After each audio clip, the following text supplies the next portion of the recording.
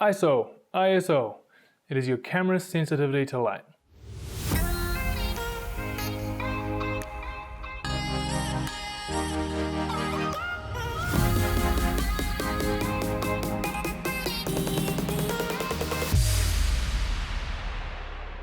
Back in the day when film ruled the land, it was a measurement of how sensitive the film was to light. But now digital is king, yet ISO still acts and reacts the same way. It just adjusts how sensitive your sensor is to the light. So how does ISO affect our winter photography? We've already talked about shutter speed and aperture. So ISO is the third thing we can adjust to get a correct exposure when we don't want to change those settings. Depending on your camera manufacturer, the ISO may go from 100 to 50,000 or more.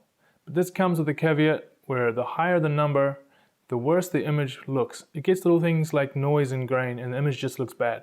So we recommend to shoot at ISO 100 when possible, and if you bump it up, we aim for a maximum of around 6400. It comes down to light and getting the correct exposure. So here's a couple examples. So we want to shoot some sort of sports.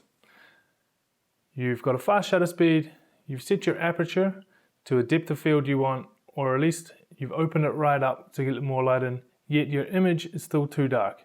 You can move your ISO from say ISO 100 and you can keep bumping it up to let's say ISO 600 in order to get a better exposure. Now every scene and every situation is going to be a little different depending on how much light is available. So your ISO settings are just going to be adjusted on scene and to get that correct exposure. Another example for ISO is shooting in really low light situations, whether it's cloudy, overcast, or even night photography. You can turn the ISO up and still get a good shot, you can still get a clear exposure and shoot sweet winter images. So enough talk. As always, we'll jump outside, we'll go play with ISO. We're going to take your camera off ISO auto so we can manually adjust it, and we'll go play with different ISO settings to see the different effects.